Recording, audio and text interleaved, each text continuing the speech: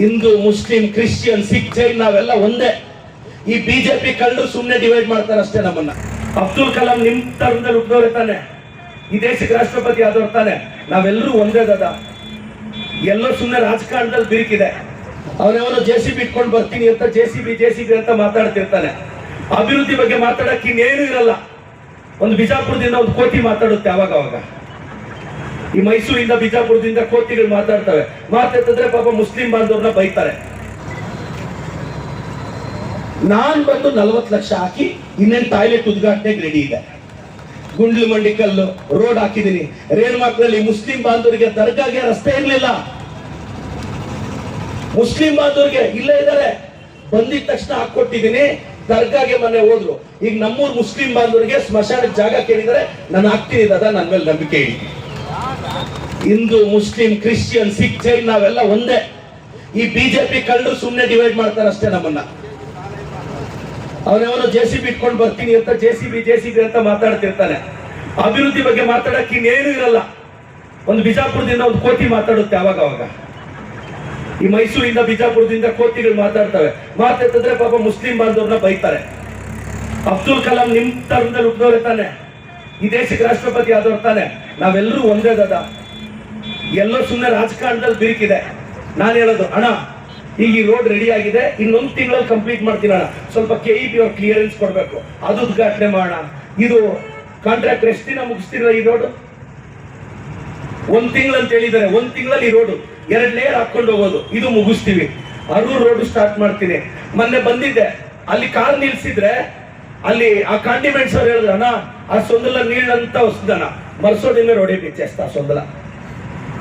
ಆ ಕಾಂಡಿಮೆಂಟ್ಸ್ ಪಕ್ಕದ ಉದ್ದಕ್ಕೆ ನೀವು ನನಗೆ ಹೇಳಿದ್ರೆ ನಾನು ಹಾಕ್ತೀನಣ್ಣ. ನನಗೆ ಅಹಂ ಇಲ್ಲ, ಅಹಂಕಾರ ಇಲ್ಲ. ತರಕಾರಿ ಎಂಟಪ್ ಮನಮುಡ್ಡೇನೋ ನೀಕ್ ಮುಂಚೆ ಕೊಡ್ತಾನೆ.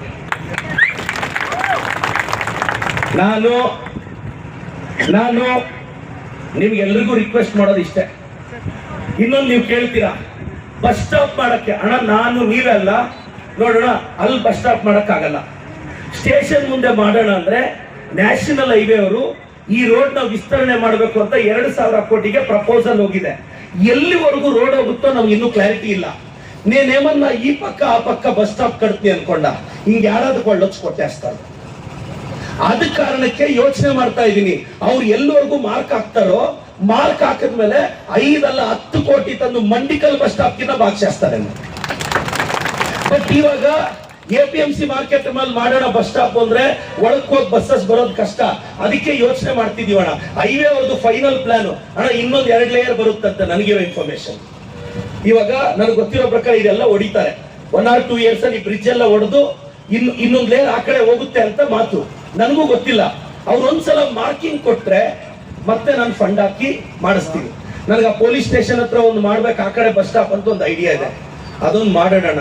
ಈ ಸುತ್ತಮುತ್ತ ಹಳ್ಳಿಗಳಿಗೆಲ್ಲ ಕನೆಕ್ಟಿವಿಟಿ, ತುಂಗಲಳ್ಳಿಗೂ ರೋಡ್ ಬೇಕು, ಕೊಡ್ತೀನಿ ಅಣ್ಣ. ಮೆಡಿಕಲ್ ಕಾಲೇಜ್ದು ಅಣ್ಣ ಹಿಂಗ 300 ಕೋಟಿ ಬಿಲ್ ಪೆಂಡಿಂಗ್ ಉಂದ ನಮ್ಮ ಮಿಚ್ಚದ ಒಳಗೆ. ನಾನು ಕಾಂಟ್ರಾಕ್ಟರ್ಗೆ ಒಪ್ಪಿಸಿ ಮೆಡಿಕಲ್ ಕಾಲೇಜ್ ಓಪನ್ ಮಾಡಿ ಈಗ ಬಿಡುಗಡೆ ಮಾಡಿಸ್ತಿದ್ದೀನಿ. ಅಲ್ಲಿ ಹಾಸ್ಪಿಟಲ್ ಓಪನ್ ಮಾಡಕ್ಕೆ 81 ಕೋಟಿ ಬೇಕು. ಈಗ 81 ಕೋಟಿ ಮಿನಿಸ್ಟ್ರಿಗೆ ಒಪ್ಪಿಸಿದ್ದೀನಿ. ಆದಷ್ಟು ಬೇಗ 80 ಕೋಟಿ ತರ್ತೀನಿ, ಅಲ್ಲಿ ಹಾಸ್ಪಿಟಲ್ ಓಪನ್ ಮಾಡಿಸ್ತೀನಿ.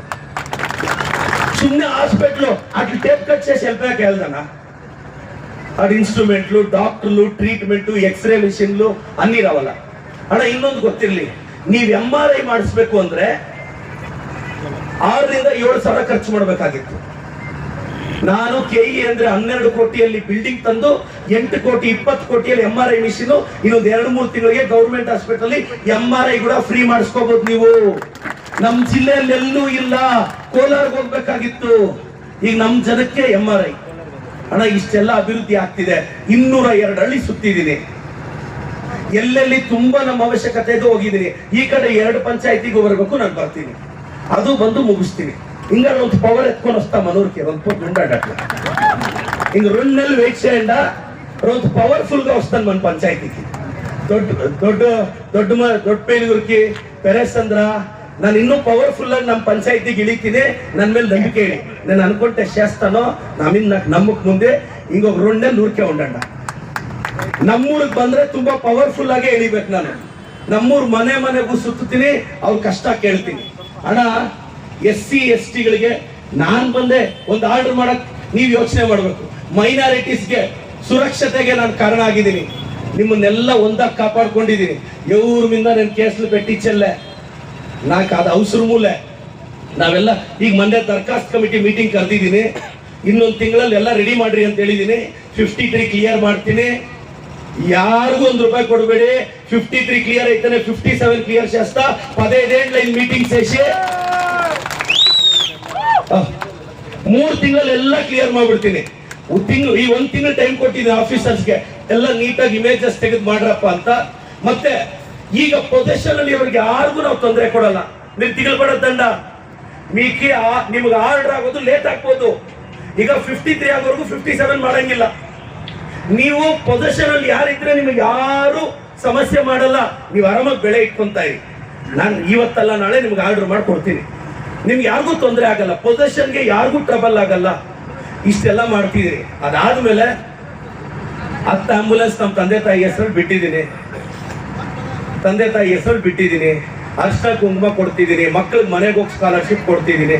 ಈಗ ಮುಂದೆ ಬರೋ ಎಲ್ಲ ಚುನಾವಣೆಗಳು ಸರ್ ಸ್ಟೇಜ್ ಅಲ್ಲಿ ಇರೋ ನಮ್ಮೆಲ್ಲರ ಲೀಡರ್ಸು, ನಮ್ಮ ಅಂಜಾಪ್ರಪ್ಪಣ್ಣ ಅವ್ರ ಸಾರಥ್ಯದಲ್ಲಿ ನಮ್ಮೆಲ್ಲ ಅವರು ಜಿಲ್ಲಾಧ್ಯಕ್ಷರಾಗಿದ್ದವರು.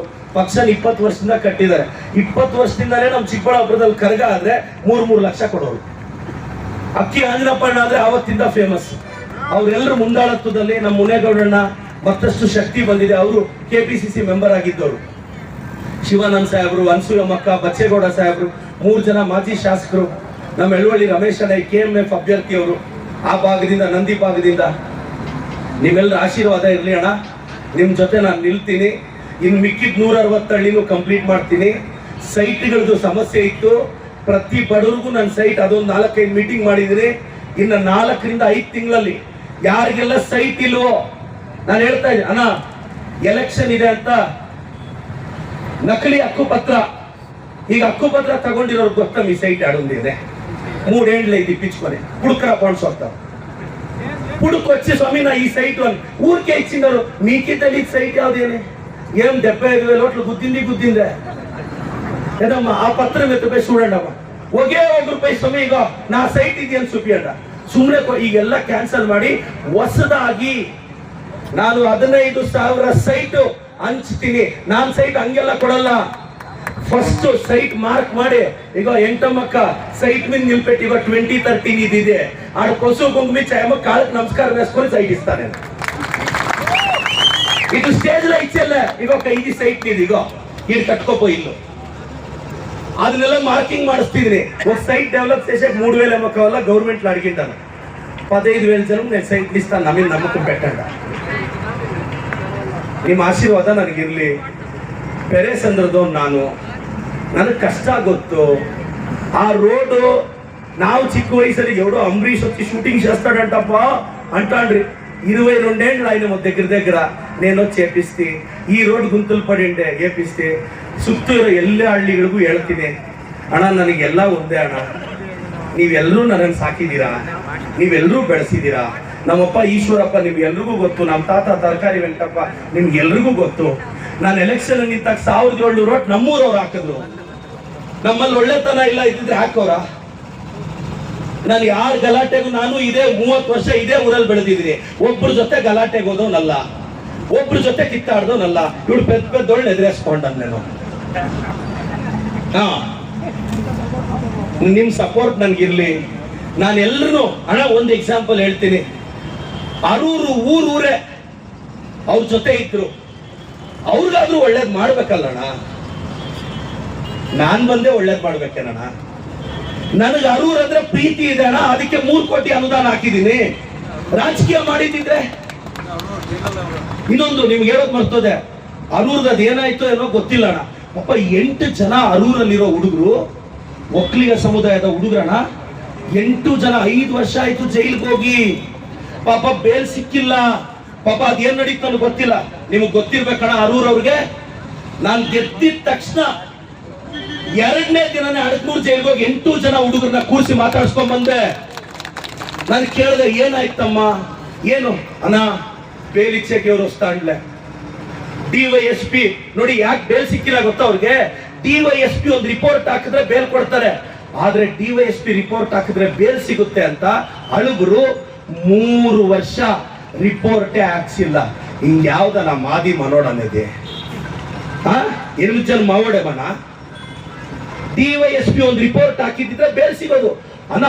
ఒక పిల్లోడు పెండ్లైన 2 నెలలు కరెస్ట్ చేసేసినారు అన్న, వాడు జైల్లో గాజోపులు చిక్తే గాజోపులు మింగేస్తాడంట పాపం చచ్చిపోయాకే అన్న. ಇವಾಗ ನಾನು ಕಳೆದ 2 ವರ್ಷದಿಂದ ಆ ಹುಡುಗರು ತಪ್ಪಿಲ್ಲ ಅಂದ್ರೆ ಪಾಪ ಹೆಂಗೆ ಅವ್ರಿಗೆ ಇದು ಕೊಡ್ಬೋದು, ಗೌರವ ಕೊಡ್ಬೋದು. ಪಾಪ ವಾಳ್ಕಿ ತಿಳಿದಣ್ಣ ಏಮೈಂది. ನನಗೆ ಏನು ಅಲ್ಲೇನು ರಾಜಕೀಯ ನೋಡಿದ್ನೇನಣ್ಣ, ನಾನೆಲ್ಲ ನಿಮ್ ಜೊತೆ ಇದೀನಣ್ಣ. ನೀವೆಲ್ಲ ನಾನು ಇನ್ನೊಂದು ರಿಕ್ವೆಸ್ಟ್ ಮಾಡ್ತೀನಿ, ಪೆರೇಸಂದ್ರ ಪಂಚಾಯತಿ ನಾವ್ ಏನ್ ಮಾಡಕ್ ಹೋದ್ರು ಅವ್ರು ಕಡ್ಡಿ ಅಲ್ಲಾಡಿಸ್ತಾರೆ ಪಂಚಾಯತಿಯಲ್ಲಿ. ಏನ್ ಮಾಡಕ್ ಹೋದ್ರು